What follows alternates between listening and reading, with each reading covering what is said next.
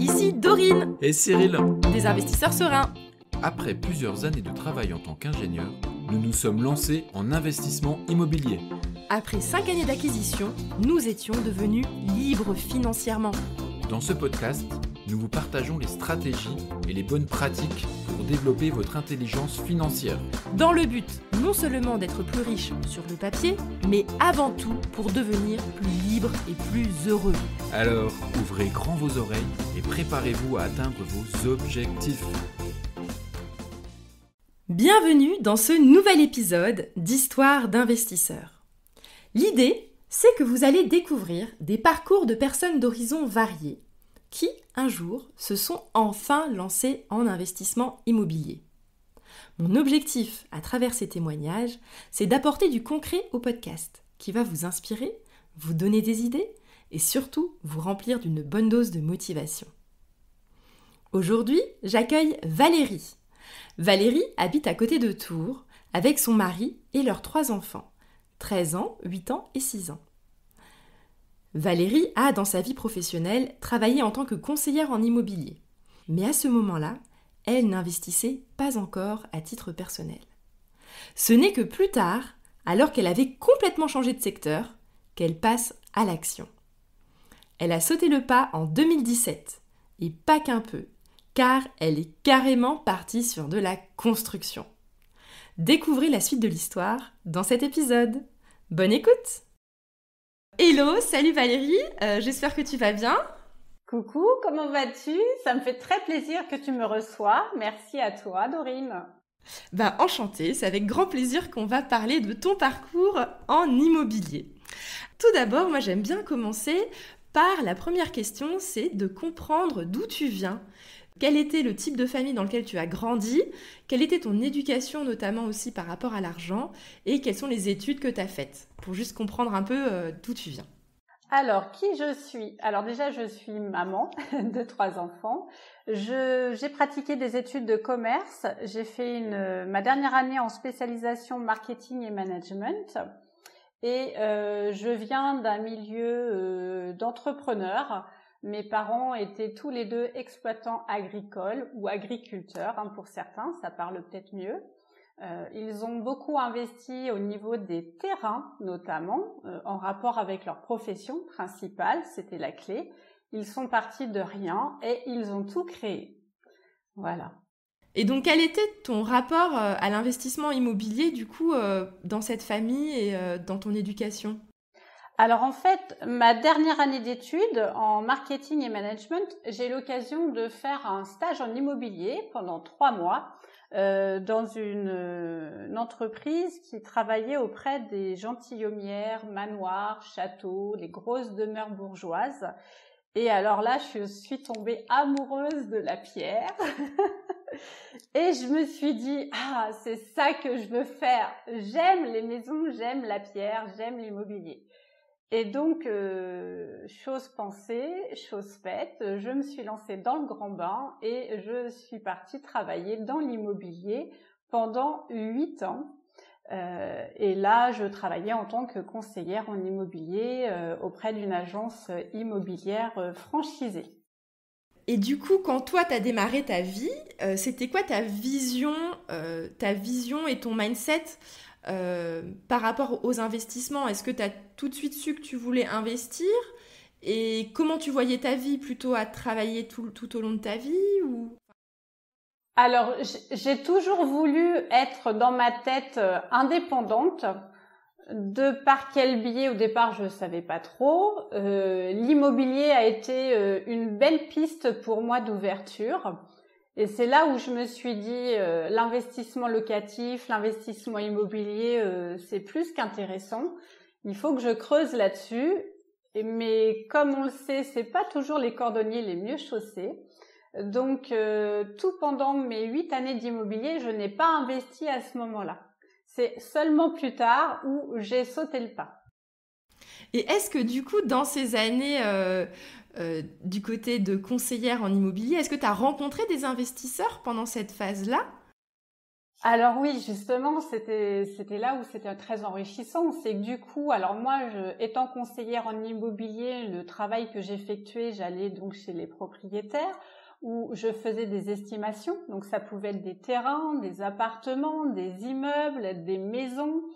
Bien évidemment, après, je mettais en vente leurs biens. Et donc, on faisait toute la démarche de la transaction, du début jusqu'à la signature. On accompagnait même les clients jusqu'à l'acte authentique chez le notaire. Donc, j'ai eu l'occasion de rencontrer beaucoup d'investisseurs immobiliers. Et alors, j'étais toujours très curieuse de connaître un peu leur aventure, comment ils avaient fait pour en arriver là. J'en ai vu qui avaient 30, 40, 50 appartements à leur actif. Il y en a d'autres, ils achetaient que des fonds de commerce et je les ai rencontrés parce qu'ils cherchaient une belle demeure à titre personnel. J'ai vraiment rencontré tous les cas de figure.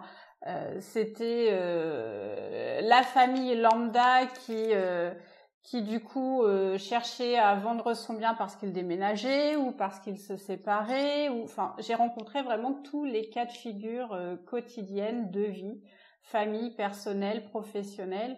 Et ça a été vraiment un moment très, très enrichissant. Et du coup, je me posais la question, parmi tous les investisseurs que tu as côtoyés dans cette carrière, est-ce que la plupart étaient des héritiers qui avaient hérité d'un gros héritage ou est-ce qu'il y avait une grosse partie d'investisseurs qui s'étaient faits par eux-mêmes? Ah non, beaucoup sont partis de rien. Beaucoup sont partis de zéro et petit à petit ont acheté d'abord un appartement qu'ils ont retapé et après ils l'ont mis en location, puis ils en ont acheté un deuxième, puis un troisième et de fil en aiguille ils ont progressé comme ça. Pareil pour ceux qui achètent les maisons ou qui achètent des terrains et qui construisent des maisons dessus. Enfin, on a vraiment tous les cas de figure. Mais bien souvent, non, les gens n'étaient pas nés avec une cuillère en argent pour la plupart. Hein. Ils partaient vraiment de zéro au niveau de leur actif immobilier. Ah oui, ouais, c'est ça qui est motivant, c'est de se rendre compte que, qu'est-ce qu'on peut partir d'en bas et de gravir au fur et à mesure. Ouais. Ah oui, non, mais à ce niveau-là, tout est possible. C'est qu'une question d'état d'esprit, de mindset. Il faut croire en soi et puis après, il faut chercher les bonnes opportunités. Et un bon accompagnement par la banque, puisqu'il faut faire un prêt bien souvent. Et après, faut se jeter à l'eau. Hein. C'est génial. Du coup, toi, quand est-ce que tu as décidé d'investir? Parce que dans cette phase-là, tu n'as rien fait. Alors, pendant les 8 années d'immobilier, il est vrai que je n'ai rien fait. Et alors je cherchais quand même. Hein. Je cherchais, mais je cherchais déjà à titre personnel pour acheter pour moi avant d'investir. Donc, j'ai travaillé pour moi, j'ai cherché le bien que je voulais, on a fait notre maison et après, j'ai eu une opportunité familiale. Mon papa nous a transmis, mon frère et moi, un terrain qui appartenait à mon grand-père. À l'époque, c'était un terrain de vigne. Mon père l'a hérité et n'en a jamais rien fait jusqu'au jour où il a décidé de le transmettre à ses enfants. Donc, à partir de là, le terrain est devenu constructible et donc on s'est dit avec mon frère plusieurs options. Soit on séparait le terrain en deux, mais on pouvait faire chacun une seule maison par rapport au plan local d'urbanisme. Soit on faisait un projet commun et on pouvait construire 4 maisons. Ce qui était nettement plus intéressant. Auprès des banques, ça nous permettait d'avoir une enveloppe beaucoup plus importante. Donc, on s'est lancé dans l'aventure et nous avons commencé notre premier projet immobilier de 4 maisons à construire. Ah ouais, et du coup, vous y connaissiez quelque chose en bâtiment à ce moment-là, quand vous vous êtes lancé? Alors, ça a été la grande aventure, mais jusqu'au bout, parce que nous avons démarché tous les professionnels et corps de métier nécessaires à la réalisation d'une construction d'une maison. Nous ne connaissions que très peu de personnes au niveau artisan, et puis aucun professionnel au niveau de l'architecture. Donc là, nous avons démarché plusieurs personnes. Et puis, on a fait faire des devis comparatifs. On a fait des offres de marché, voilà. Et puis de fil en aiguille, on est tombé d'accord avec certains professionnels et puis on a décidé de porter notre projet à la banque. Et la banque nous a gentiment suivis. Et ils ont bien fait puisqu'on a fini par construire nos 4 maisons pendant 1 an. Ça a été une année chargée et intense parce que tous les jours nous étions sur le terrain.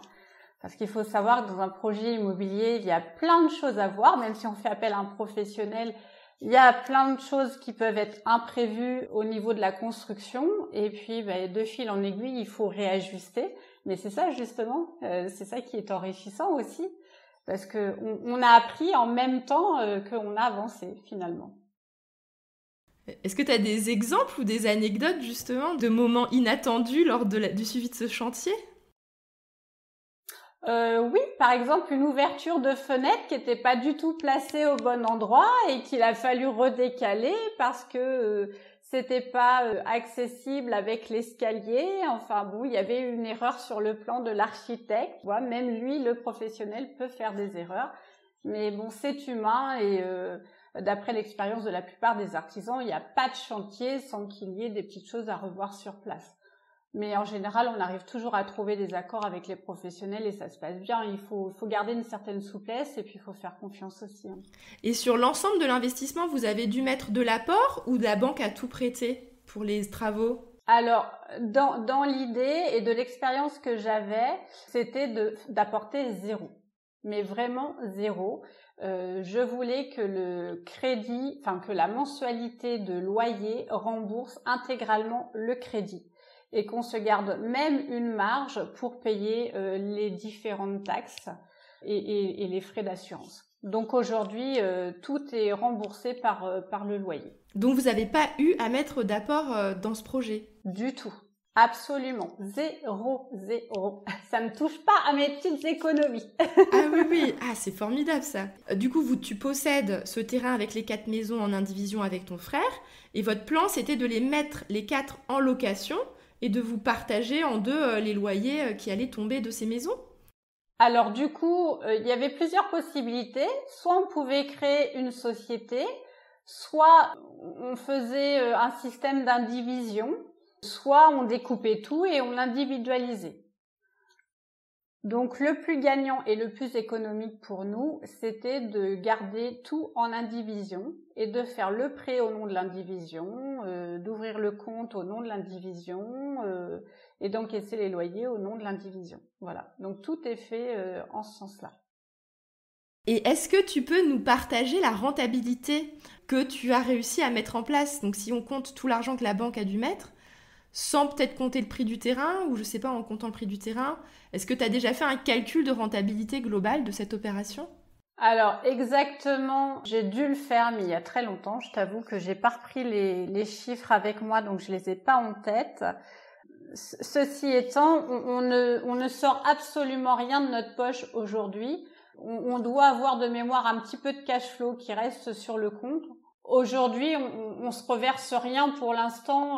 Voilà, ça fait que 3 ans, donc du coup, on attend d'y voir un petit peu plus clair. Et puis, il n'y a pas de besoin, de nécessité aujourd'hui d'aller piocher de ce côté-là. Donc, peut-être que ce qui va se cumuler sur le compte, on le réutilisera pour investir un petit peu plus tard dans autre chose ou pas. Je ne sais pas, en tout cas. Les maisons sont toutes louées et vous n'avez pas de vacances locatives. Comment ça se passe ? Ça tourne tout seul ? Alors, on travaille avec une agence avec laquelle ça se passe très très bien. Et dès que les locataires s'en vont, eh bien, elles refont des visites et elles remettent en place le locataire. Très franchement, on a quasiment peu de périodes vacantes. On a depuis 3 ans, si on a eu 1 mois sur une perte de loyer, je dirais c'est tout quoi. Et encore, je suis même pas sûre. Et c'est quel type de profil qui loue justement une maison Alors là, on est plus affaire à des jeunes couples pour la plupart ou des mamans solo avec enfants. Et la région dans laquelle tu as investi, c'est un endroit où il y a beaucoup de monde ou est-ce que c'est plus à la campagne ? Alors, on est dans une commune qui se situe deuxième couronne de Tours, donc on est à 15 minutes de Tours. C'est très bien desservi, on est au centre, donc tout le monde peut se déplacer à pied pour aller emmener les enfants à l'école. Il y a la maternelle, la primaire, la boulangerie, la pharmacie, les petits commerces, la poste.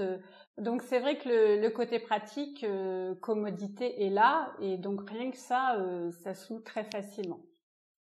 Et elles ont un côté aussi moderne, donc en général, elles plaisent beaucoup. Ah oui, parce qu'elles ont été construites il n'y a pas longtemps, donc elles sont... Elles ont été terminées d'être construites en 2019. Et t'as pas eu de problème après coup, une fois que ça s'est mis en location, la plomberie qui était mal faite ou... Alors si, on a eu quelques petits déboires où on a un plancher chauffant au rez-de-chaussée et à l'étage. Et alors parfois, les enfants touchaient au petit thermostat, ce qui fait que il y avait des fois des très grosses chaleurs dans la maison à suffoquer. Ou alors il faisait très froid. Voilà, donc des petits réglages à faire de temps en temps. Donc soit on allait sur place, soit lorsque c'était trop compliqué, on appelait le plombier. Autrement, on a eu une petite fuite à un moment donné. Enfin, voilà, mais pas des choses non plus. Voilà, le petit entretien, les petites choses classiques qu'on peut rencontrer lorsque nous avons des locataires. Même nous, hein, lorsqu'on vit dans notre maison, on a toujours des petites choses qui peuvent arriver. Tu peux avoir un évier qui se bouge, des petites choses comme ça, et tu sais pas par où commencer. Puis en plus, quand t'es locataire, et des fois tu n'oses pas non plus, t'oses pas toucher, de peur de détériorer, d'abîmer, ou tu te dis c'est ça, c'est pas ça, c'est autre chose. Moi, je trouve que c'est quand même incroyable d'avoir géré un chantier de 4 maisons. Donc du coup, là, tu dois te sentir fière, non, d'avoir accompli ce type de chantier qui est quand même pas rien, quoi. J'imagine une femme qui vient sur le chantier, diriger toutes les équipes. Alors c'est vrai que il faut s'imposer, parce que je te cache pas que le milieu entre guillemets du bâtiment, c'est beaucoup des hommes effectivement. Et alors moi, petite jeune femme qui débarque là-dedans, qui ne connaît rien et qui pose des questions ou qui va faire quelques remarques et réflexions, je t'avoue que oui, parfois c'est entendu ou pas entendu, ou voilà. Bon, après j'étais pas toute seule, j'avais mon frère, j'ai eu mon mari, mon papa qui a joué le jeu aussi pour beaucoup, il nous a fait aussi son partage d'expérience. Donc ça a été aussi un projet réalisé un petit peu en famille, je dirais, on s'est soudés aussi les uns les autres. Non, ça a été une belle expérience, très franchement, aussi bien humaine avec toute la rencontre des différents professionnels avec lesquels nous avons travaillé, humaine aussi entre la relation à ce moment-là avec mon mari, mon frère, mon père, parce qu'après tous les extérieurs ont été aménagés par eux. On n'a pas fait appel à des professionnels pour aménager tous les extérieurs, donc là il y a eu un gros chantier aussi personnel à faire à ce niveau-là. Donc non, c'est important d'être bien entouré aussi, ça aide. Et donc là, maintenant que tu as eu ce succès avec ton frère, évidemment c'était en équipe, quelle est maintenant ta vision, tes prochains projets? Est-ce que tu as d'autres idées d'investissement à faire? Alors très sincèrement, ça a été une très belle expérience, très enrichissante comme je te disais tout à l'heure. J'ai pas relancé de projet dans l'immédiat, mais j'espère bien réinvestir, oui. Oui, très clairement, j'espère réinvestir. Et tu referais quoi comme type d'investissement? Tu repartirais sur du terrain avec de la construction ou tu tenterais autre chose? Alors, plusieurs choses. J'ai rien d'arrêté spécifiquement. Je sais que j'aimerais investir sur des appartements ou maisons pour faire de la colocation, des choses comme ça. Après, j'ai toujours été attirée par le côté du tourisme. Donc, pourquoi pas envisager restaurer des granges, des choses comme ça, et faire des systèmes de location de grandes salles ou de gîtes. Enfin voilà, voilà, j'ai pas mal de possibilités en tête. J'ai des idées, voilà, j'ai les idées qui fusent. Après, c'est de trouver les occasions, les opportunités. Et puis après, il faut prendre le temps de le faire. Mais aujourd'hui, j'ai d'autres projets à titre perso qui me prennent déjà beaucoup de temps, justement. Donc, j'ai mis ça un petit peu de côté, mais je le garde toujours en tête. C'est la parfaite transition pour justement pour que tu nous partages aux auditeurs qu'est-ce que toi tu fais aujourd'hui et pour les personnes qui ont apprécié ton témoignage et qui veulent connaître la suite de tes aventures, comment elles peuvent te suivre, voilà. Alors, bon, comme je le disais tout à l'heure, je suis femme et maman de 3 enfants, donc 13 ans, 8 ans et 6 ans. Donc, j'ai travaillé dans l'immobilier pendant 8 ans. Après, je suis passée dans un tout autre domaine où je me suis formée dans les assurances pendant 11 ans.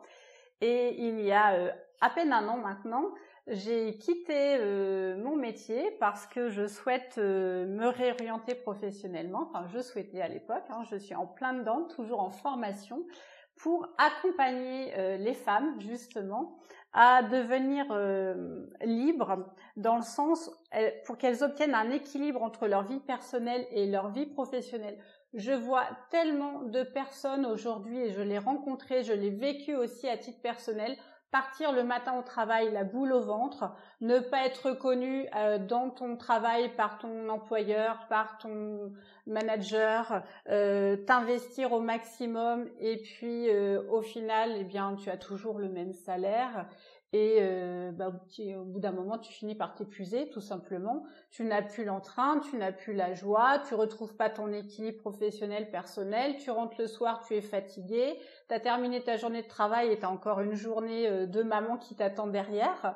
Voilà. Donc l'idée, c'est de concilier tout ça, vie professionnelle, vie de maman, vie de famille, avec toutes les casquettes, tout en étant équilibrée, sereine, être beaucoup moins stressée, se sentir beaucoup moins fatiguée, moins débordée, et puis optimiser son temps pour pouvoir se dégager du temps, surtout pour soi, personnellement, et pour sa famille.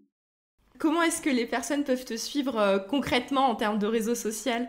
Alors, j'ai créé un compte Instagram, @ValérieDavidPilon, tout en minuscules attaché et sans accent. Donc, David comme le prénom, Pilon, P-I-L-O-N. Voilà, comme ça se prononce. Donc, je partage un petit peu mon quotidien en story. Je parle beaucoup de mindset, d'état d'esprit, de confiance en soi, d'organisation. Je donne des petites méthodes quotidiennes pour retrouver l'équilibre, pour donner des petites pistes, des petites astuces aussi qui peuvent aider les femmes à s'épanouir.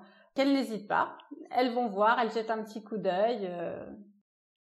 C'est génial. Et si jamais tu devais finir par un petit message que tu as vraiment envie de transmettre aux auditeurs et aux auditrices aujourd'hui, quelque chose que tu as envie qu'ils se rappellent justement à la fin de cette interview?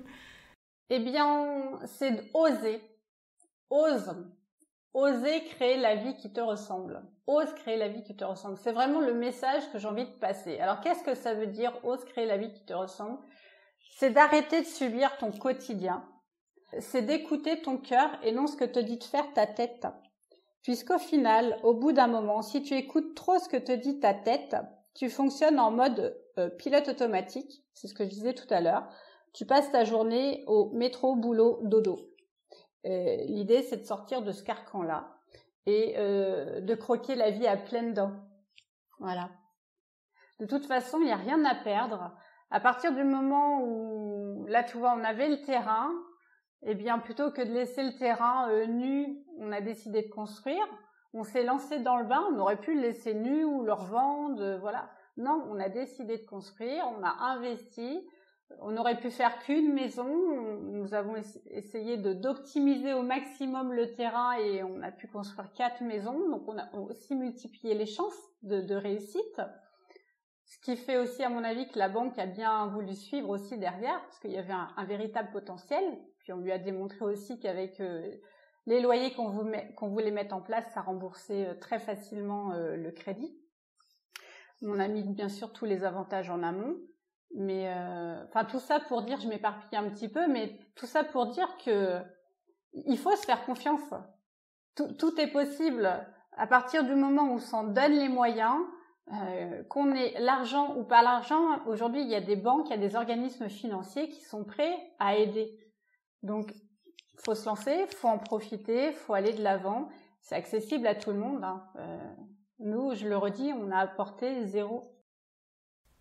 Super, merci pour ce mot de la fin. Je suis super contente de t'avoir accueilli sur le podcast. Merci à toi Dorine. Merci à tous et je vous dis à bientôt. Et voilà, l'épisode du jour est terminé. Mais avant de finir, pense à t'abonner au podcast pour ne rater aucun épisode. Parce que nous sommes ici toutes les semaines, sans faute, pour t'apprendre non seulement à devenir plus riche sur le papier, mais surtout pour augmenter ta liberté. Et par la même occasion, je vous encourage vivement à y ajouter une note de 5 étoiles, parce que ça nous fait plaisir de savoir que le contenu vous motive et vous booste. On se retrouve la semaine prochaine pour développer votre intelligence financière. Merci beaucoup à tous et à bientôt. Ciao, ciao.